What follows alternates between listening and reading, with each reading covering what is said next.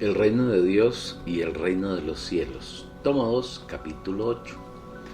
Otras parábolas del reino de los cielos, parte cuarta. La parábola de los talentos, segunda y última parte. Hacer milagros. Este es el quinto don que el Espíritu Santo reparte entre los creyentes, es decir, a la iglesia, a cada uno como Él quiere. Este don también es malinterpretado entre los grupos cristianos y aprovechado por los falsos maestros a quienes les gusta la popularidad, la fama y ser vistos por los hombres. Los milagros que hace el Espíritu no son un espectáculo para satisfacer el morbo de la gente, sino que tienen como objetivo que las personas crezcan en vida y glorifiquen al Señor. A usted, apreciado lector oyente, ¿no le parece milagroso que el Dios eterno se haya despojado de su gloria, haya vivido en esta tierra por más de 3 décadas, haya ido a la cruz y haya muerto, haya resucitado y entrado en usted, para morar en su espíritu humano y desde allí transformar su alma, hasta llevarlo a tener su estatura? ¿No le parece milagroso que ese precioso Señor cada día viva dentro de usted y lo transforme poco a poco, en la medida que usted se lo permite, hasta que usted alcance la estatura de Él? ¿No cree que sea un verdadero milagro vivir en este mundo lleno de maldad, siendo guardado y cuidado por Él? Cuando un hombre es engendrado, Satanás desea que ese engendramiento sea producto del pecado, fornicación o adulterio. El diablo desea matarlo en el vientre de su madre en la gestación, o que muera al nacer. Si no logra nada de esto, lucha para que la vida de ese ser esté lejos de Dios. Pero si no lo logra, se esfuerza por meterlo en una religión para que allí viva una vida de fanatismo religioso, ciego, prisionero y alejado de la realidad de Dios. No obstante, el Señor en su gran misericordia lo escogió a usted para que tenga una genuina comunión con Él, para acercarlo a Él, para que usted se encierre con Él en el aposento interior, el espíritu humano, para que usted viva para agradarlo y complacerlo, para que usted alcance su estatura, para que usted llegue a la unidad de la fe, para que diariamente sea transformado, se parezca más a Él y lo manifieste en su diario vivir. El Señor trabaja en usted cada día como la unción, para que usted pueda llegar al pleno conocimiento de Él. Él desea transformarlo completamente antes de su venida, para que pueda entrar en el reino de los cielos y reinar con Él en el reino de 1000 años, disfrutando de todas sus riquezas. El Señor hace a diario tantas cosas en la vida de sus hijos que le permiten trabajar, que son verdaderos milagros. El solo hecho de haber sido escogidos es un maravilloso milagro. El hecho de que Él viva en nosotros es un milagro portentoso. Lograr vivir cada día en esta tierra agradándolo en medio de esta generación perversa y adúltera es un milagro. Todos estos milagros que el Espíritu opera en nosotros no son un espectáculo que satisface el morbo del hombre natural caído, sino que satisface al Señor y es de provecho para el genuino creyente. A los falsos creyentes, que son uno con Satanás, les encantan los milagros espectaculares, y nosotros como creyentes genuinos debemos ser cuidadosos para no caer en la trampa del enemigo. Si usted lee cuidadosamente y con oración Mateo 4, versículos 1 al 11, verá que cuando el Señor Jesús fue llevado por el Espíritu al desierto para ser tentado por el diablo, éste hizo un gran esfuerzo para que el Señor cayera en sus redes, haciendo algún milagro. Satanás, en la tentación, hizo uso de su astuta inteligencia, porque lo primero que puso delante del Señor fue una necesidad muy humana, como es la del sustento.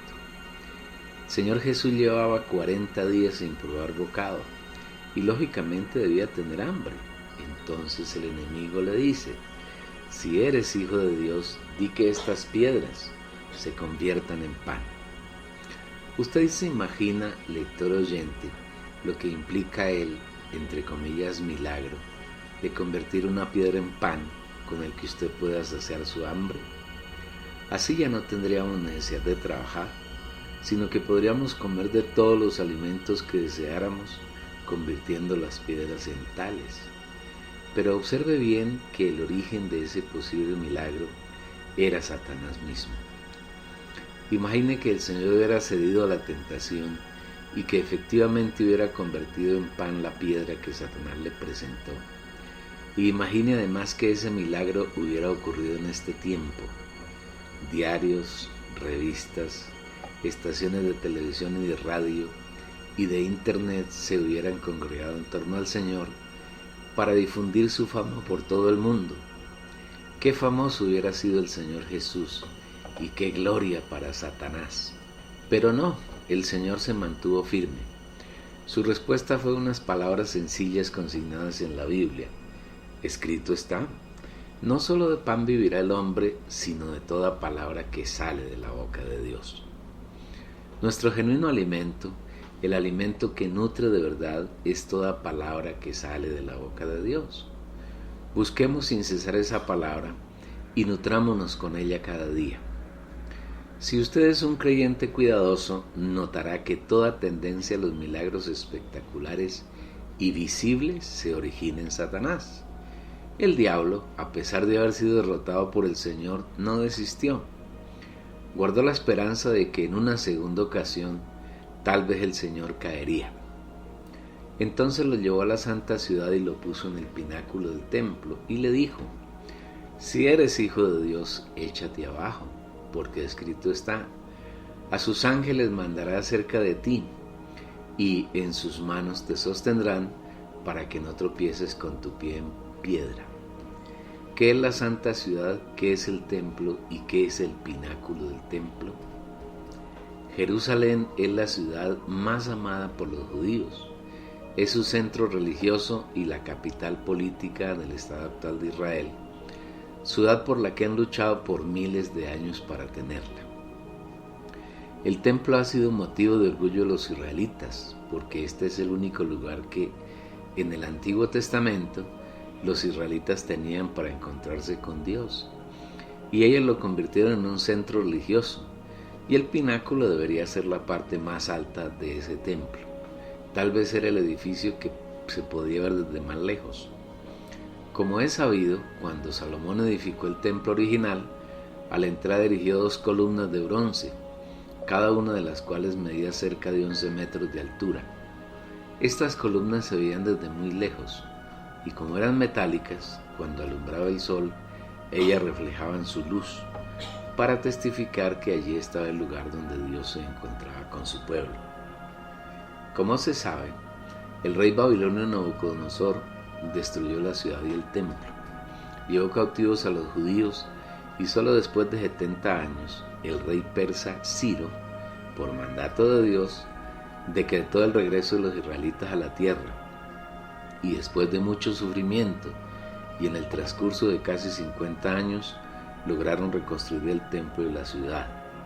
Pero en esa reconstrucción no se habla nada de las columnas Jaquín y Boaz. Probablemente el diseño fue modificado y le hicieron un pináculo en el pórtico de Salomón, como un reemplazo de las columnas, porque ese precisamente es el significado de la palabra pináculo: parte superior y más alta de un edificio o templo, remate en la arquitectura gótica, adorno terminal, piramidal o cónico, parte más sublime de una ciencia o de otra cosa inmaterial. Diccionario de la Real Academia Española DRAE, 22ª edición, 2001.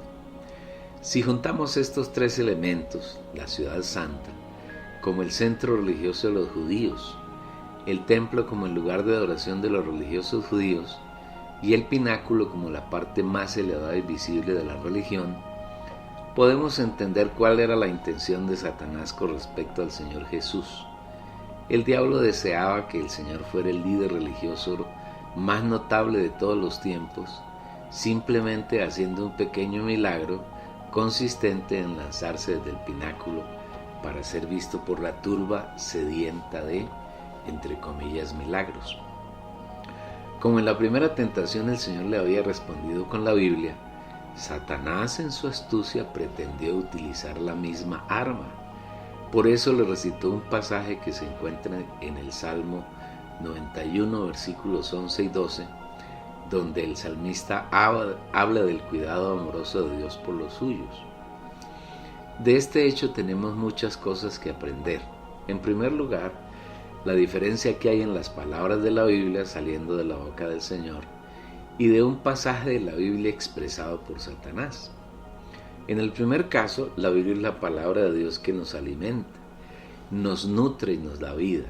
En el segundo caso, Satanás toma la Biblia para falsificarla y con su falsificación engaña a la gente. Esos son todas las religiones cristianas, una fuente diabólica de engaño, aparentemente basadas en la Biblia. En segundo lugar, el pasaje nos enseña a ser cuidadosos, al pretender llenarnos de fama para ser conocidos, respetados y alabados en el medio religioso. Tenemos que decir con mucha tristeza que este es el afán de los líderes del cristianismo contemporáneo. Cuán ardientemente desean hacer obras milagrosas para llenarse de fama, para ser honrados, para ser alabados y para ser conocidos de todo el mundo. Cómo les encanta esos títulos honrosos de pastor, reverendo, presbítero, apóstol, evangelista internacional, profeta, teólogo, monseñor, padre, papa, arzobispo, obispo, hermano responsable, anciano, diácono, hermano de servicio, cardenal, eminencia y otros. Si bien es verdad que en la iglesia hay algunas funciones como apóstol, profeta, evangelista, pastor y maestro, anciano y diácono, también es cierto que esos no son títulos para llenarse de fama, ni para obtener reconocimiento, ni para ser mediadores, sino son funciones que el Señor dio en el pasado a algunos hermanos, para que sus hijos los santos sean perfeccionados y el cuerpo de Cristo sea edificado. En consecuencia, mientras más sea la humildad y el secreto para ejercer esas funciones, más será honrado el Señor y no los hombres. Si usted lee cuidadosamente en el capítulo 2 de Apocalipsis, en lo atinente a la iglesia en Éfeso, encontrará que desde el comienzo de la degradación de la iglesia ya había falsos apóstoles, que los hermanos descubrieron y rechazaron. Y has probado a los que se dicen ser apóstoles y no lo son, y los has hallado mentirosos, pero que con el tiempo se introdujeron en la iglesia, y de esos falsos y mentirosos apóstoles hoy está lleno el cristianismo. Por todo esto es que el Señor acude nuevamente a la palabra para responder al diablo. Escrito está también: no tentarás al Señor tu Dios. Mateo 4, versículo 7. Esta es una de las razones por la cual, como creyentes, debemos esforzarnos en la gracia para que la palabra de Cristo more en abundancia en nuestros corazones. La palabra de Cristo more en abundancia en vosotros, enseñando y exhortándonos unos a otros en toda sabiduría, cantando con gracia en vuestros corazones al Señor con salmos e himnos y cánticos espirituales. Colosenses 3, versículo 16. La frase «la palabra de Cristo mora en abundancia en vosotros» hace referencia a que debemos tomar la palabra en nuestro espíritu por medio de la revelación y hacerla realidad en nuestro diario vivir. Y con esa palabra hecha realidad venceremos a Satanás. Y ellos le han vencido por causa de la sangre del Cordero y de la palabra del testimonio de ellos, y despreciaron la vida de su alma hasta la muerte. Apocalipsis 12, versículo 11. En la medida que disfrutamos la palabra, ésta se hace realidad en nosotros y se convierte en nuestro testimonio.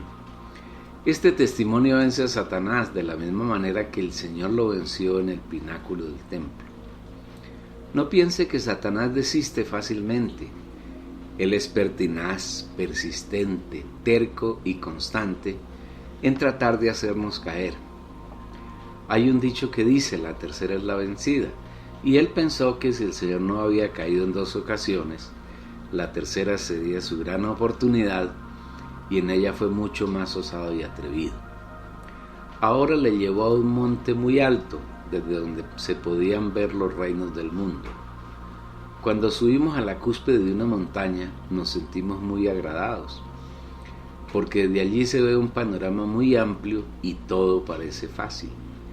Cuando volamos en un avión sobre una cadena montañosa, nos parece hermosa y fácil de franquearla. Allí llevó Satanás al Señor para mostrarle los reinos del mundo. Otra vez le llevó el diablo a un monte muy alto y le mostró todos los reinos del mundo y la gloria de ellos.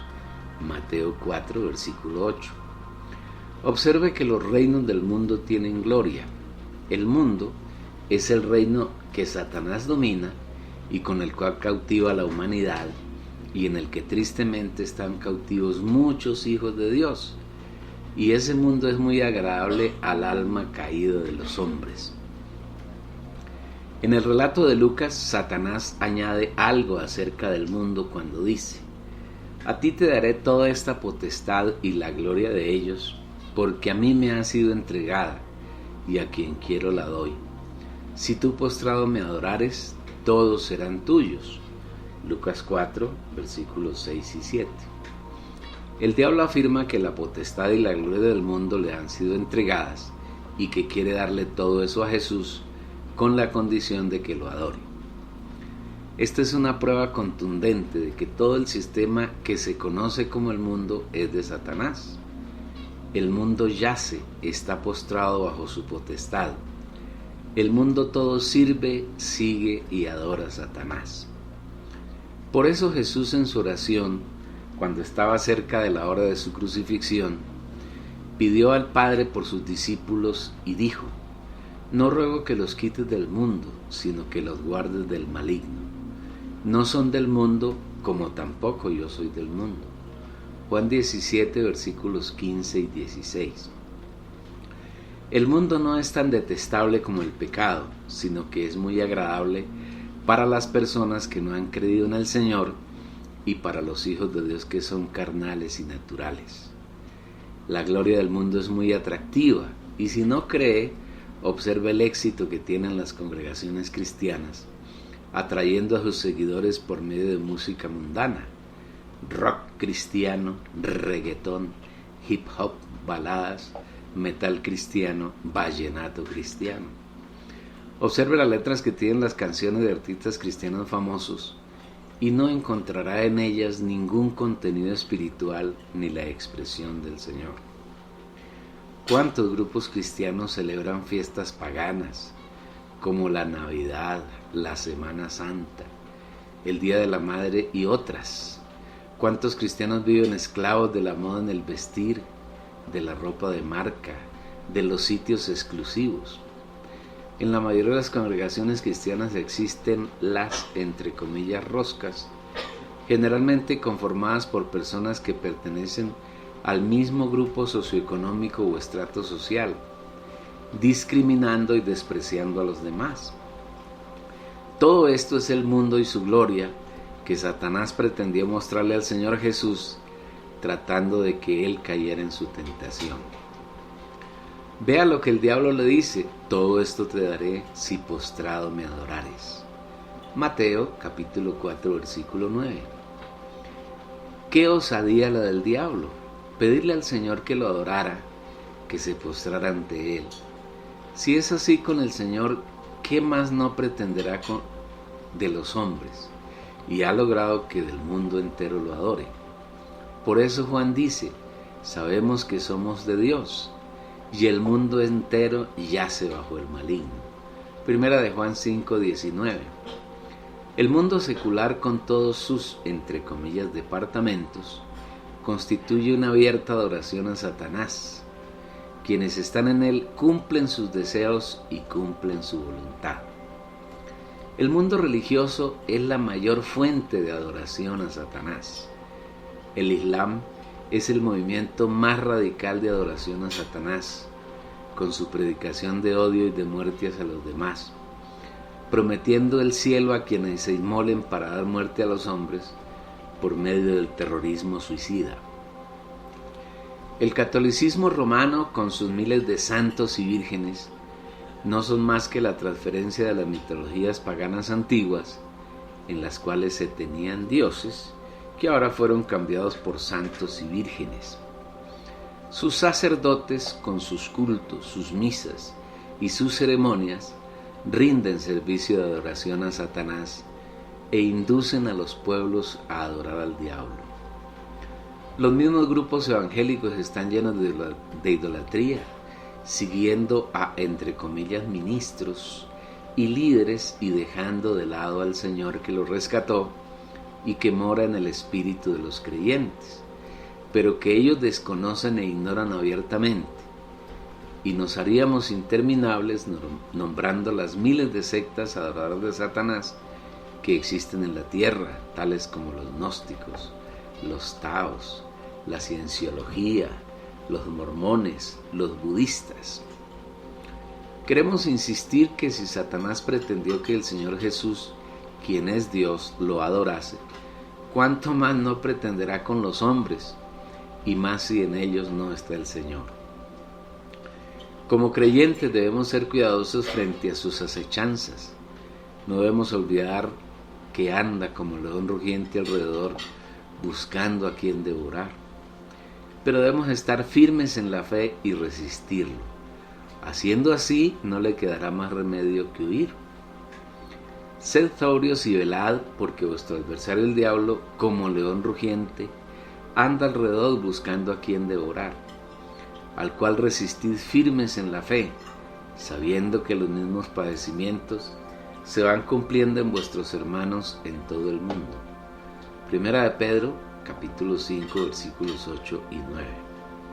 Es por eso que el Señor, frente a la tercera tentación, le dio una respuesta contundente: vete, Satanás, porque escrito está: al Señor tu Dios adorarás y a Él solo servirás. Mateo 4:10. Cuando el diablo venga a molestarlo, a importunarlo y a tentarlo, háblele la palabra que está constituida como vida en su corazón, y él huirá. Sea cuidadoso en el asunto de adorar, porque fácilmente, aun usted siendo un creyente genuino, puede adorar a Satanás.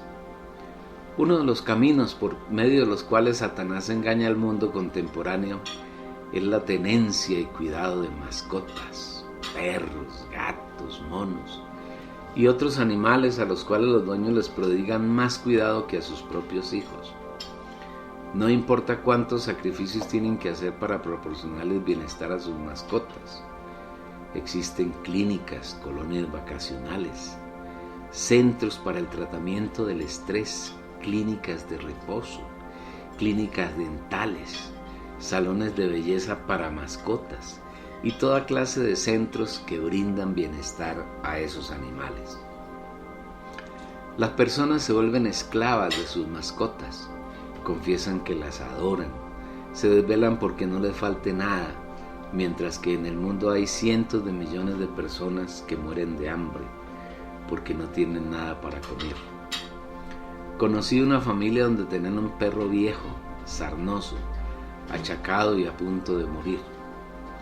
Todas las tardes una de las hijas sacaba al perro al parque a pasear, y cuando salían de casa la mamá le hacía la señal de la cruz, supuestamente para bendecirlo, y lo trataba como si fuera un hijo. Cuando el perro murió, vistieron luto por él, como acostumbraban a hacer los católicos, o como acostumbran a hacer los católicos cuando mueren sus familiares. Aún muchos cristianos han caído en esta ola mundana. He visto y oído a líderes cristianos hablar a favor de mantener mascotas en sus casas, y éstas se convierten en un centro idolátrico de adoración que desplaza al Señor. Vea bien la respuesta del Señor: al Señor tu Dios adorarás y a Él solo servirás. En el universo solo hay un ser digno de ser adorado: el Señor nuestro Dios. Por favor, papá y mamá, nunca diga que usted adora a su hijo. Abuelo, no adore a sus nietos. Nietos, no adore a su abuelo. No adore a su novio ni a su novia. No adore a determinado artista, no adore la música, no adore a nadie distinto al Señor su Dios, porque Él es el único digno de ser adorado en todo el universo, Él y nadie más. El asunto de los milagros es bien serio y esperamos que el Señor pueda darle revelación y comprensión sobre el particular, y no olvide las palabras que el Señor dirá en el tribunal de Cristo a aquellos que reclaman haber hecho muchos milagros en su nombre. Muchos me dirán en aquel día: Señor, Señor, ¿no profetizamos en tu nombre? Y en tu nombre echamos fuera demonios, y en tu nombre hicimos muchos milagros. Mateo 7:22. Así como el Señor le dio una respuesta contundente a Satanás, de la misma manera hará con aquellos creyentes que reclamarán la práctica de muchos milagros. Nunca os conocí, apartados de mí, hacedores de maldad. Mateo 7:23. Esperamos que usted medite en esto en su corazón y anhelamos que el Señor le dé mucha sabiduría y revelación y capacidad para comprender estas palabras que han salido de la boca de Él. Si usted, apreciado lector, es esa clase de personas que le encantan los tipos de milagros que tanto propala el cristianismo degradado, no hay duda de que Satanás lo engaña al gusto de él. Estamos a puertas de la gran tribulación, y en esa época Satanás, sabiendo que su tiempo ha llegado al fin, hará todos los esfuerzos para engañar a las personas y empleará todo tipo de artimañas y milagros engañosos. La Biblia nos muestra que en la gran tribulación un hombre que la Biblia llama la bestia o el anticristo, o el inicuo o el hombre de pecado, gobernará al mundo porque Satanás le habrá dado todo su poder. Como ayudante de él se levantará otro hombre al que la Biblia denomina el falso profeta. Este último erigirá una estatua del anticristo y engaña a los moradores de la tierra con las señales que se le ha permitido hacer en presencia de la bestia, mandando a los moradores de la tierra que le hagan imagen a la bestia que tiene la herida de espada y vivió. Y se le permitió infundir aliento a la imagen de la bestia, para que la imagen hablase e hiciese matar a todo el que no lo adorase. Apocalipsis 13, versículos 14 y 15. Esta imagen hablará para delatar a aquellos hombres que no adoren a la bestia. Y de esa manera, esas personas, que sin duda son los creyentes que han de pasar por la gran tribulación, serán asesinadas por el anticristo y sus seguidores. El falso profeta, además, hará que todos los hombres que vivan durante la gran tribulación sean marcados en la frente y en la mano derecha, con el número de la bestia, y sin esa marca nadie podrá vivir, porque no podrán comprar ni vender a menos que se tenga la marca que el falso profeta hará poner en todos los hombres.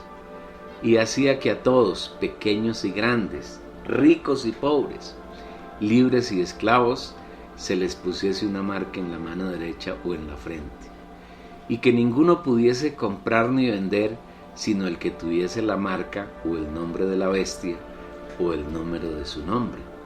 Apocalipsis 13, versículos 16 y 17. Pero sus, entre comillas, milagros no se detienen ahí. El Señor, en su misericordia y por causa de sus hijos que tengan que pasar por esa terrible prueba de la gran tribulación, pondrá 2 testigos que durante casi todos los 3 años y medio de la gran tribulación profetizarán y darán ánimo a los creyentes de esa época. Ellos tienen poder para echar fuego por su boca cuando alguien quiera hacerles daño. Tienen poder para cerrar el cielo a fin de que no llueva durante los días de su profecía, para convertir las aguas en sangre y para herir la tierra con plagas. Si alguno quiere dañarlos, sale fuego de la boca de ellos y devora a sus enemigos. Y si alguno quiere hacerles daño, debe morir él de la misma manera. Estos tienen poder para cerrar el cielo a fin de que no llueva en los días de su profecía. Y tienen poder sobre las aguas para convertirlas en sangre y para herir la tierra con toda plaga, cuantas veces quieran. Apocalipsis 11, 15 y 6. En contrapartida, el falso profeta hará descender fuego del cielo.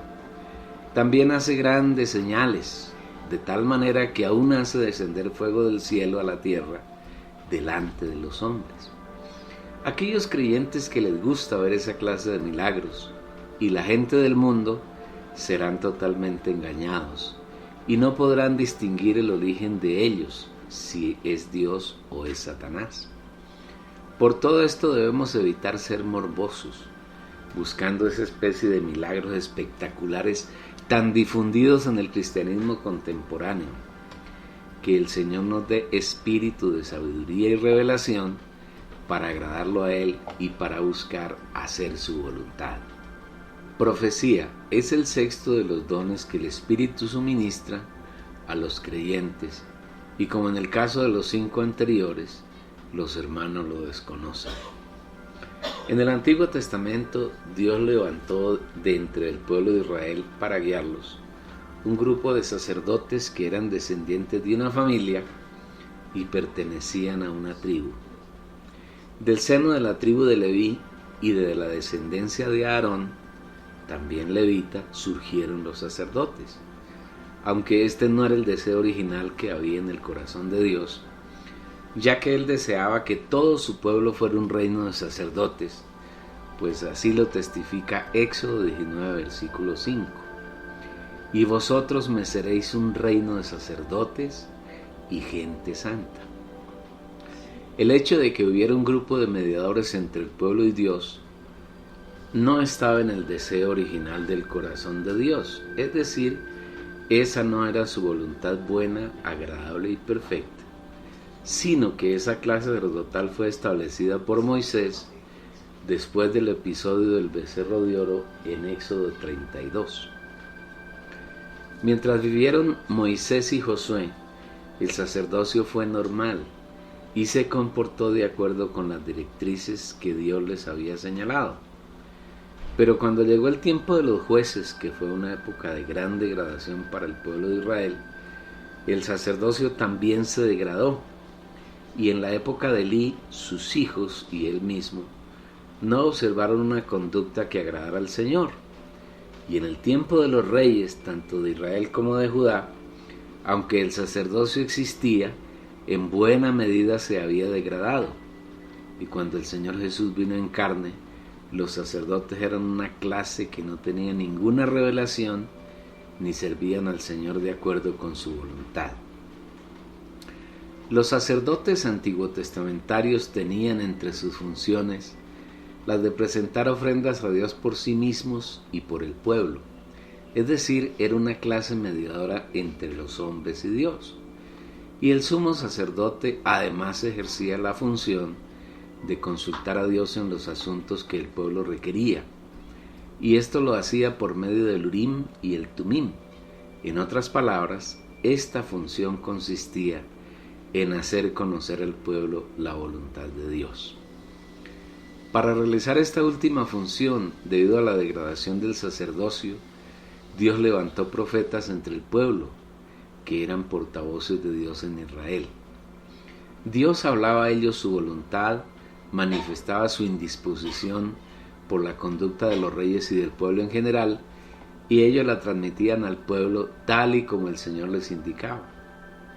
Por eso es que profetas como Isaías, Jeremías, Ezequiel, Daniel, Oseas, Joel, Amós, Abdías, Jonás, Miqueas, Sofonías, Ageo, Zacarías, Malaquías y todos los demás profetas en sus libros incluyeron muchas veces la frase: así dice Jehová el Señor, me dijo Jehová el Señor, visión de, profecía sobre Babilonia revelada a Isaías, profecía sobre tal o cual reino o ciudad, palabra de Jehová que vino a mí palabra de Jehová diciendo, oíd la palabra que Jehová ha hablado.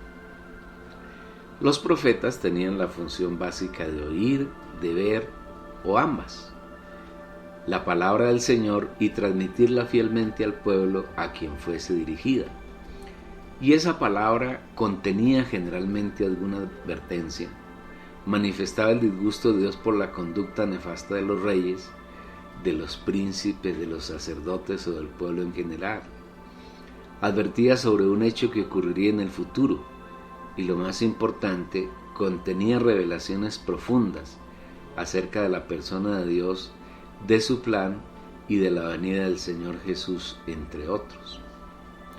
Pero aún entre el pueblo de Israel se levantaron falsos profetas que lo engañaban, que nunca fueron llamados por Dios para ejercer tal función, que hablaban palabras no inspiradas por Dios, sino por el enemigo.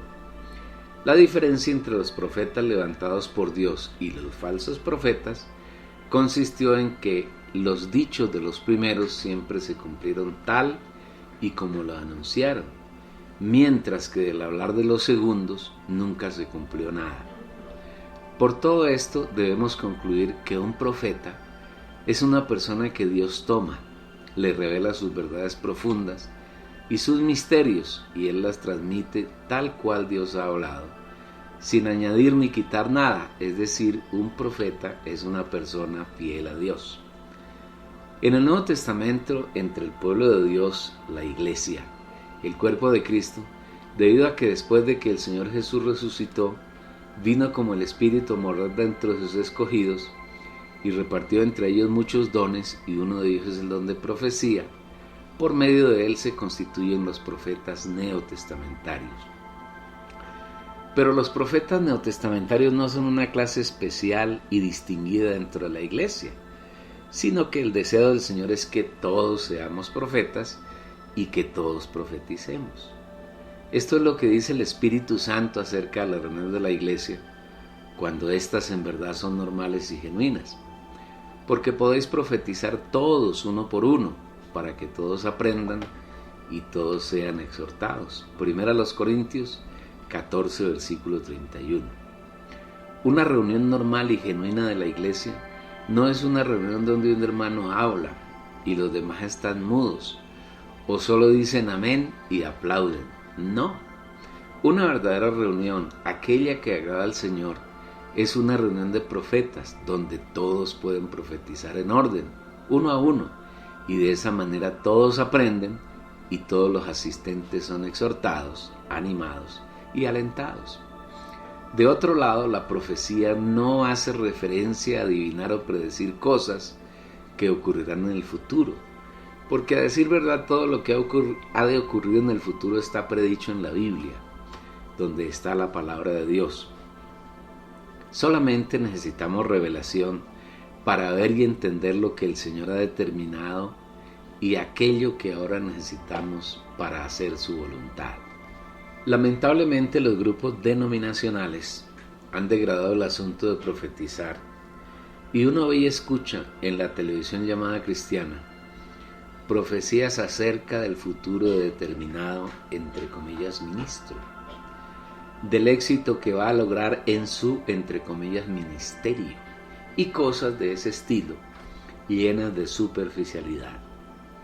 Los grupos de corte pentecostal norteamericano profetizaron a principios del siglo pasado la inminente destrucción de la ciudad de San Francisco a causa de un terremoto. Y aunque sí ha habido grandes terremotos en esa zona, San Francisco aún permanece en el siglo XXI. Los profetas fueron mentirosos y sus profecías falsas. El Nuevo Testamento nos da mucha luz y realidad sobre la función del profeta en la iglesia. Leamos 1 Corintios 14, versículo 3.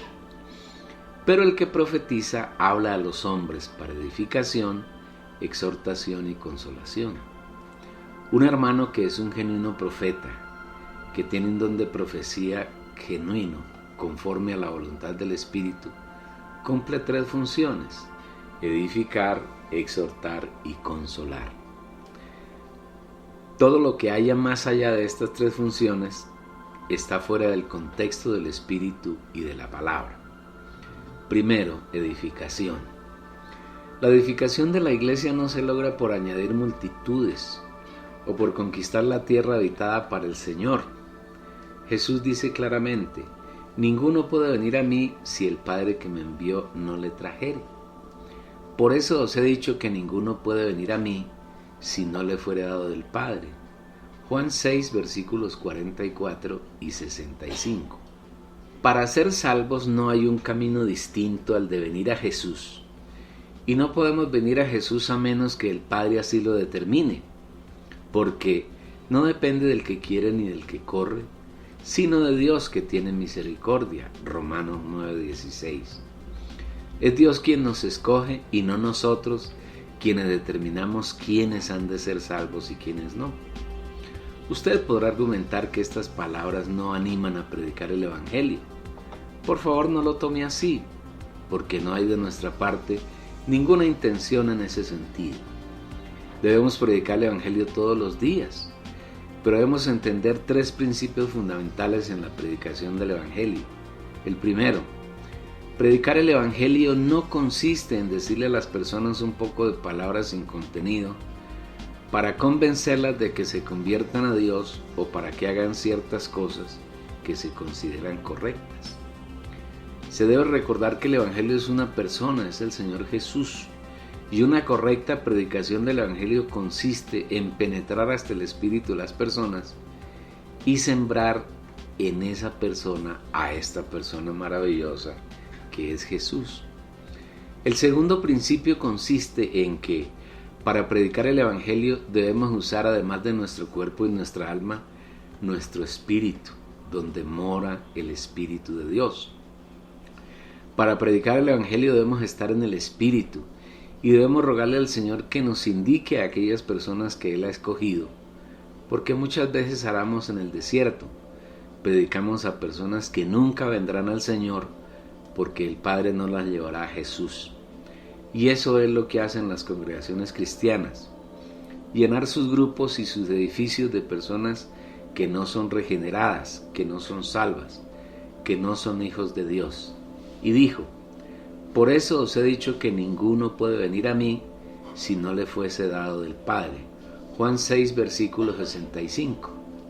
Lamentablemente, la traducción deficiente al español de algunos pasajes de la Biblia guían a los hermanos a una interpretación equivocada, como ocurre por ejemplo en Hechos 2:47, pasaje que la versión Reina Valera de 1960 traduce así: y el Señor añadía cada día a la iglesia los que habían de ser salvos. El interlineal griego traduce este versículo de la siguiente manera: y el Señor añadía a ellos los que iban siendo salvos cada día.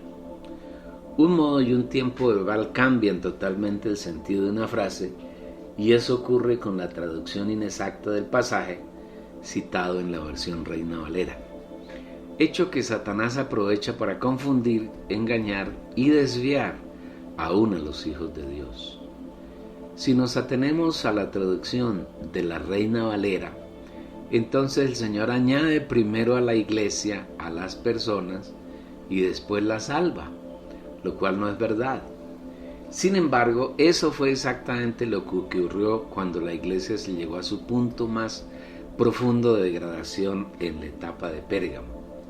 El emperador romano Constantino declaró que la religión oficial de su imperio, a partir del año 313 después de Cristo, sería el cristianismo, y la iglesia fue llena de personas no regeneradas, no nacidas de nuevo, y Satanás aprovechó la ocasión para llenar la iglesia de corrupción. Más detalles sobre este tema los encuentra el lector en el libro La degradación de la iglesia del mismo editor. Pero el Señor actúa al contrario. Primero llama a las personas y las salva, haciendo que ellas reciban al Señor Jesús, y luego las introduce en la iglesia para que allí completen el proceso de salvación de su alma. El tercer principio que debemos considerar en la predicación del Evangelio consiste en que éste no solo se anuncia a los incrédulos, sino que mucho más debemos evangelizar a los creyentes, introduciendo en su espíritu y en su alma a la persona del Señor Jesús, con el fin de que todos seamos perfeccionados. Por eso Pablo afirma en Colosenses 1, versículos 27 y 28: es Cristo en vosotros la esperanza de gloria, a quien anunciamos, amonestando a todo hombre y enseñando a todo hombre en toda sabiduría, a fin de presentar perfecto en Cristo Jesús a todo hombre.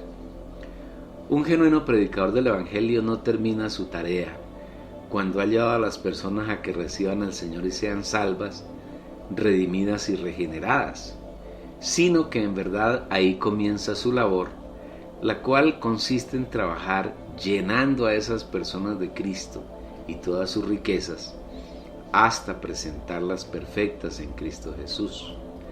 A eso se refiere cuando anuncia que Cristo Jesús es la esperanza de gloria de los gentiles. La gloria es la expresión de Dios y su plan consiste en llenarnos de Él hasta que lo expresemos en toda nuestra manera de vida, palabras, pensamientos, actos y deseos. Todo debe tener a Cristo como expresión. Esta es la esperanza de gloria que es Cristo en nosotros. Y esto es exactamente profetizar hablando a los hombres para edificación. Un hermano que profetiza hacia otros debe estar lleno de Cristo, al punto de que ese Cristo transborde y sea transferido a quienes lo oyen. De esta manera, la iglesia, el cuerpo de Cristo, es edificado.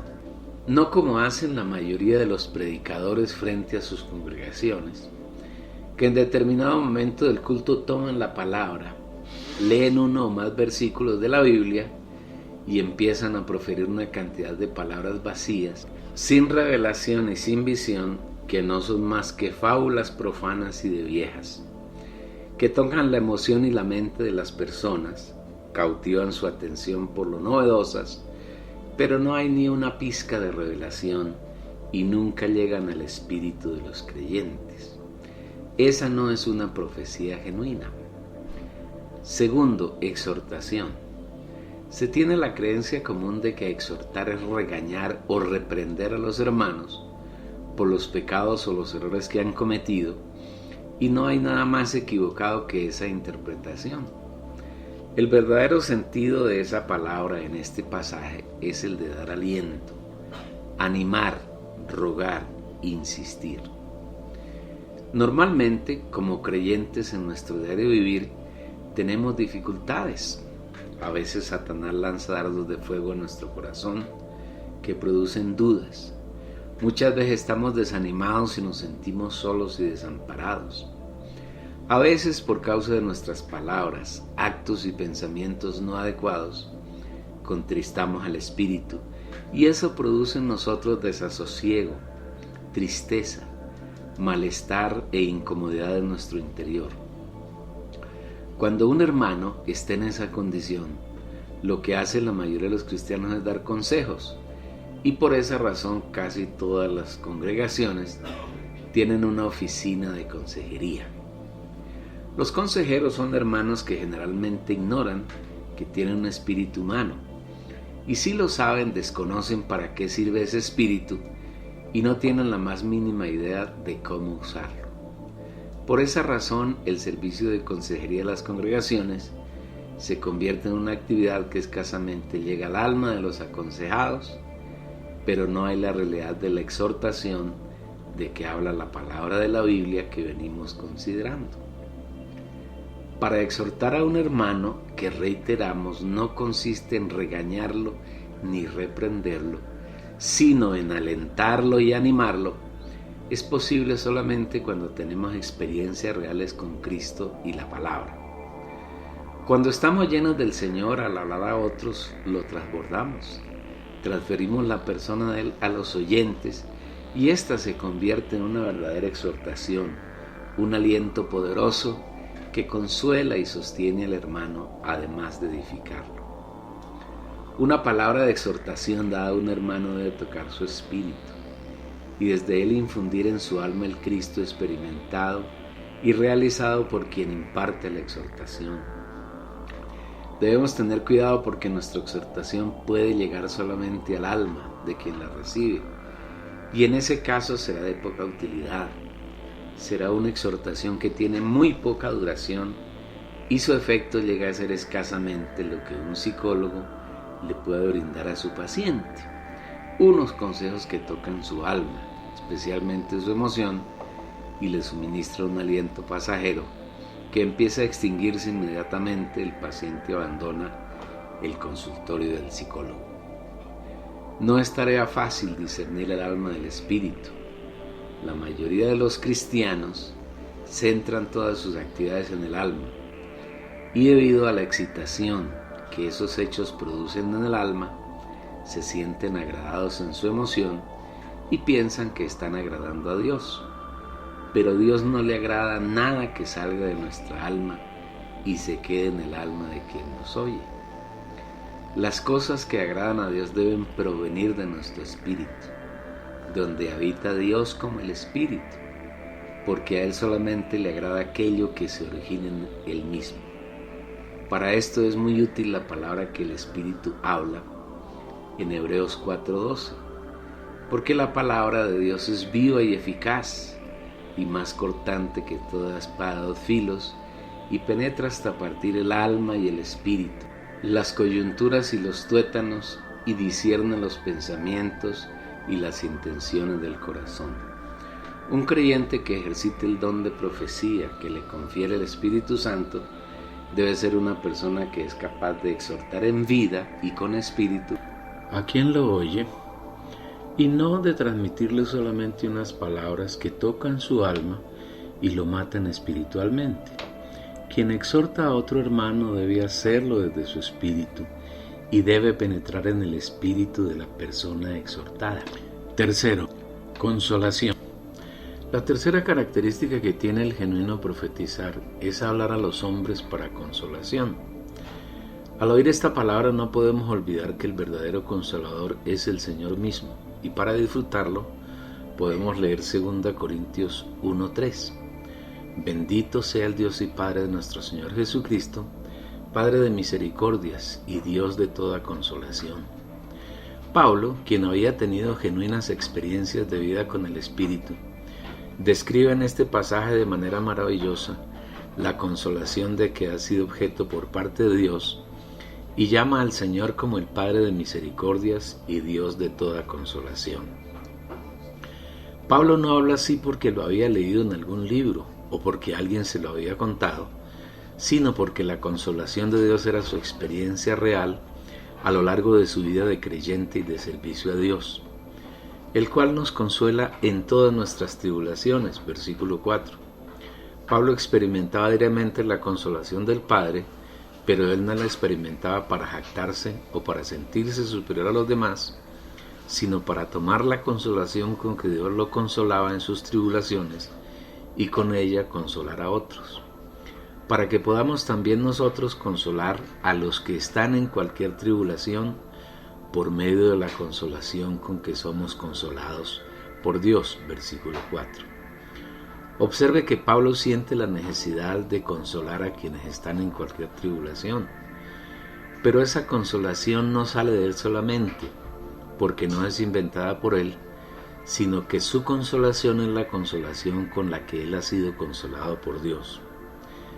Esta actitud muestra que Pablo es un hermano que aprendió a ser humilde, al dejar que el Señor lo consolara con la misericordia y la capacidad que el Padre tiene para consolarlo.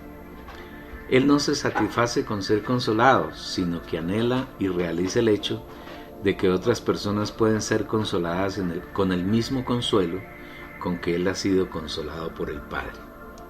Usted no puede consolar a otro con sus palabras, con sus pensamientos, con sus consejos ni con sus deseos. Si usted quiere profetizar para consolar a los hermanos, lo primero que tiene que hacer es llenarse del Señor hasta la plenitud.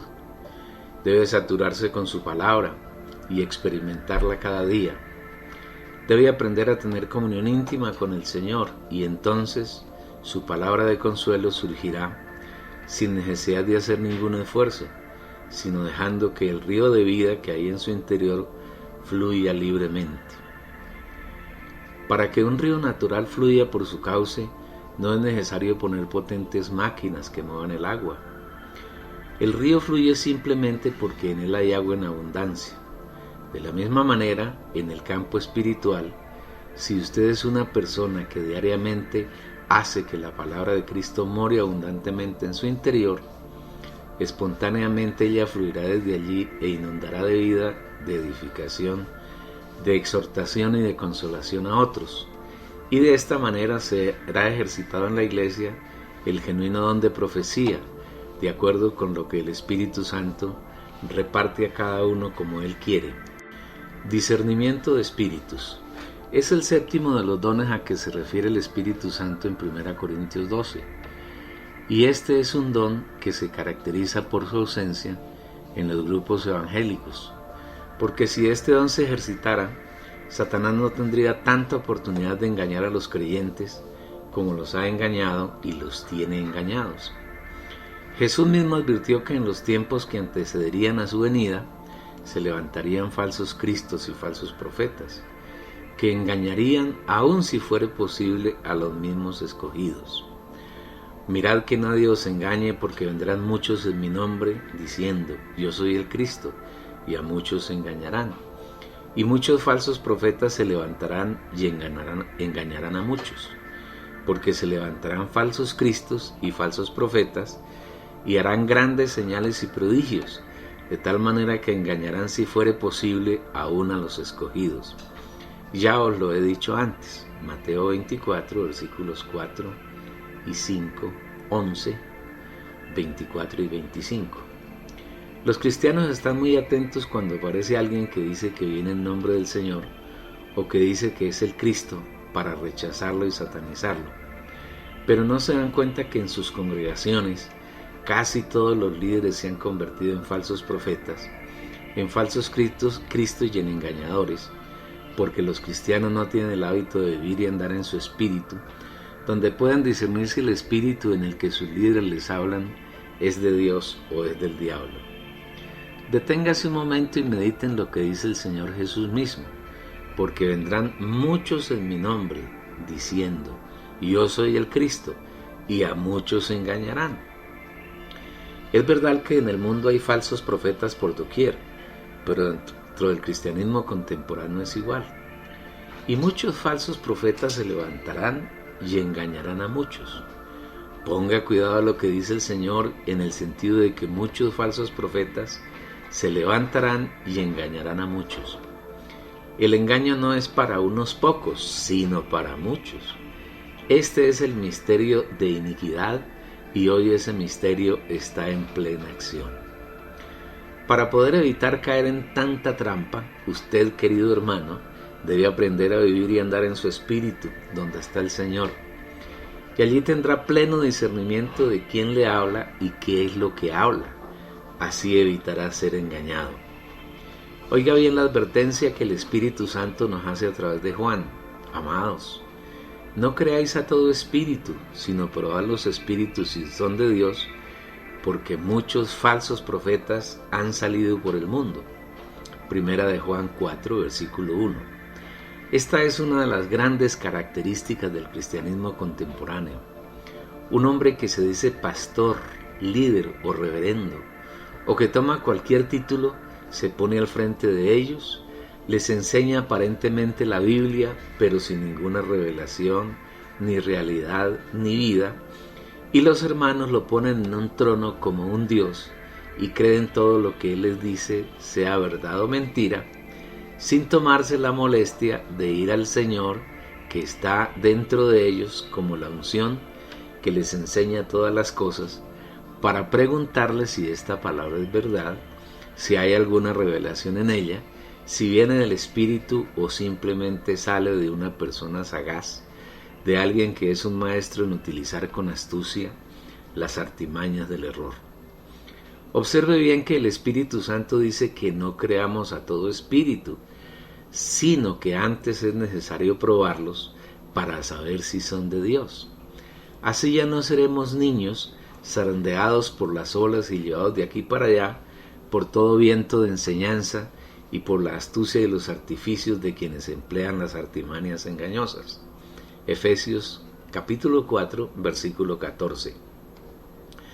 Le hacemos unas preguntas y esperamos que se las responda usted mismo con toda honestidad. ¿Alguna vez se ha postrado delante del Señor y le ha preguntado si su líder es un creyente genuino o es un falso profeta que ha salido por el mundo para engañarlo a usted y a otros? Ha llevado a la presencia del Señor la palabra que ha escuchado de la boca de su líder y le ha preguntado al Señor en oración si esa palabra salió de la boca del Señor o de la boca de quien le habló. A los creyentes los invade la pereza de ir al Señor a buscar revelación de Él, y es muy grande el perjuicio que sufren por esta actitud descuidada. Si por lo menos fuésemos como los hermanos de Berea, que recibieron la palabra con toda solicitud, pero averiguaron en las Escrituras si lo que Pablo y Silas les hablaban era conforme al Señor. Y estos eran más nobles que los que estaban en Tesalónica, pues recibieron la palabra con toda solicitud, escudriñando cada día las Escrituras para ver si estas cosas eran así. Hechos 17:11. ¿En qué se manifiesta un falso profeta que tiene espíritu de anticristo? La palabra del Señor nos responde con sencillez. En esto conoced el Espíritu de Dios. Todo espíritu que confiesa que Jesucristo ha venido en carne es de Dios. Y todo espíritu que no confiesa que Jesucristo ha venido en carne no es de Dios. Y este es el espíritu del anticristo, el cual vosotros habéis oído que viene y que ahora ya está en el mundo. Primera de Juan 4, versículos 2 y 3. Pero esta no es una simple confesión que sale de los labios, sino que tiene que venir de lo profundo del ser, desde el espíritu, basada en la revelación, la realidad y la experiencia que se tiene de la persona del Señor Jesús. Aquí el punto importante es reconocer que Jesucristo ha venido en carne, que siendo el Dios eterno, un día por amor a nosotros, se hizo carne como lo declara Juan 1:14. Y aquel verbo fue hecho carne y habitó entre nosotros.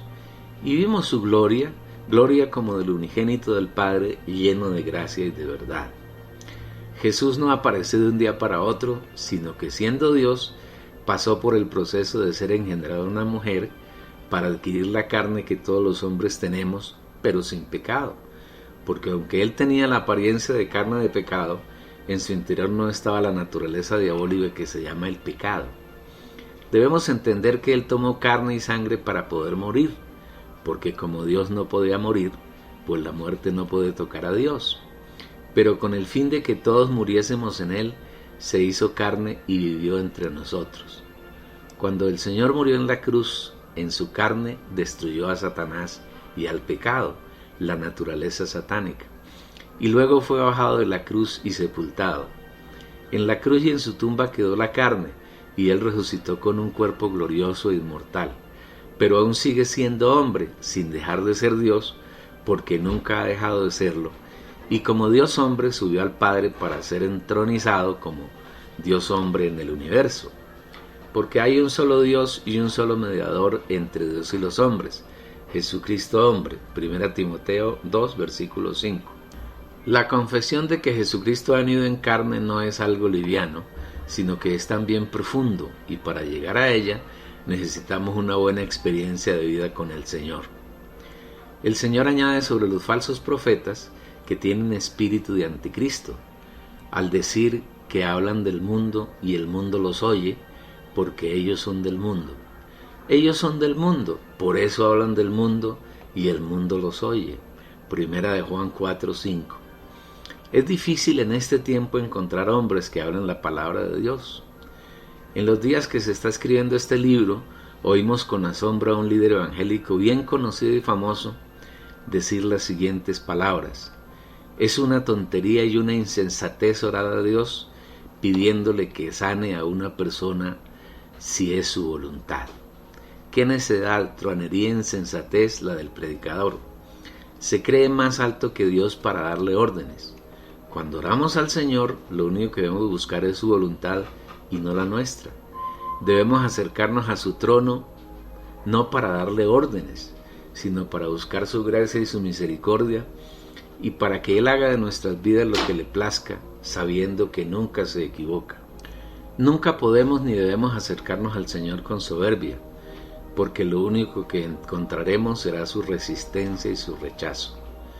Dios resiste a los soberbios y da gracia a los humildes. Humillaos pues bajo la poderosa mano de Dios, para que Él os exalte cuando fuere tiempo, echando toda vuestra ansiedad sobre Él, porque Él tiene cuidado de vosotros. Primera de Pedro capítulo 5 versículos 5 al 7.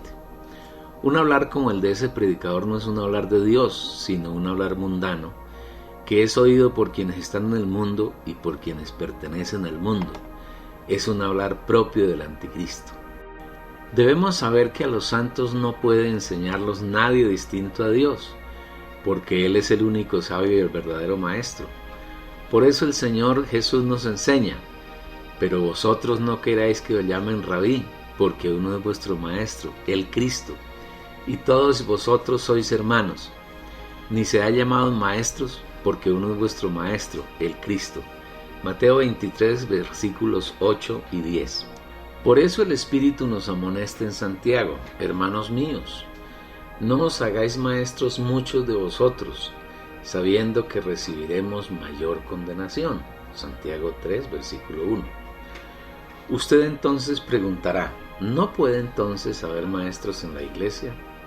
Claro que sí debe haberlos, pero debemos entender que los apóstoles, profetas, evangelistas y pastores maestros son constituidos por el Señor, no por ellos mismos, ni por una organización, ni por un grupo de hermanos. Oiga bien y lee esta palabra: y Él mismo constituyó a unos como apóstoles, a otros como profetas, a otros como evangelistas y a otros como pastores y maestros. Efesios 4:11. En otras palabras, los hermanos que desempeñan esta función en la iglesia son simples instrumentos que por amor al Señor se han dado a Él, y el Señor los usa hablando las palabras que Él quiere hablar y haciendo las obras que Él quiere hacer, pero nada puede ser de su propia iniciativa. Ser apóstoles, profetas, evangelistas o pastores maestros no es un título ni una posición dentro de la iglesia, es sencillamente una función por medio de la cual el Señor utiliza a quien quieres. Es por todo esto que 1 Corintios 12 el Señor afirma que los dones son repartidos por el Espíritu Santo a cada uno como Él quiere. Sabemos que el lenguaje de este libro es insuficiente para expresar lo que hay en el corazón, pero esperamos con sinceridad que el Señor le revele al lector oyente que le busca lealmente la profundidad de lo relatado aquí. El Espíritu Santo busca con anhelo encontrar en la iglesia algunos santos a quienes pueda darles don de discernimiento de espíritus, porque es una necesidad sentida en este tiempo de profunda degradación. Hasta aquí el capítulo 8 del tomo 2 del Reino de Dios y el Reino de los Cielos, donde estamos hablando de otras parábolas que hablan del reino, y nos hemos dedicado en este capítulo, en el anterior, y nos dedicaremos en el próximo a hablar de la parábola de los talentos. No se lo pierda. Le invitamos a que nos dé un me gusta, un dedito arriba, a que se suscriba. Eso le garantizará que cada nueva publicación que tengamos usted será advertido. Y también a que haga un comentario. Igualmente le invitamos a que mire esta palabra una y otra vez. Es una palabra fresca, es una palabra nueva, es una palabra revelada. Y el Señor desea que usted permita que se constituya como su vida en su diario vivir. Si usted desea descargar los videos, puede hacerlo. Los puede guardar en su computador, en su teléfono móvil, y oírlos, verlos cada vez que quiera, las veces que quiera, y en el tiempo que usted disponga. De esa manera, grabándolos, bajándolos y grabándolos, no gastará sus datos. Igualmente deseamos que usted pueda compartir con su familia. Esta es una palabra muy rica, una revelación profunda del deseo del Señor, y qué bueno que su familia y sus amigos puedan también participar de esta delicia. Muy sencillo, tome los links de cada uno de los videos, o si usted quiere tomarlo por grupos, la degradación de la iglesia tomo 1, la degradación de la iglesia tomo 2, el reino de Dios, el reino de los cielos tomo 1, y el reino de Dios y el reino de los cielos tomo 2, y enviarlo a estos familiares, a estos amigos, para que ellos tengan el mismo disfrute que usted, estoy seguro, ha logrado a través de esta palabra.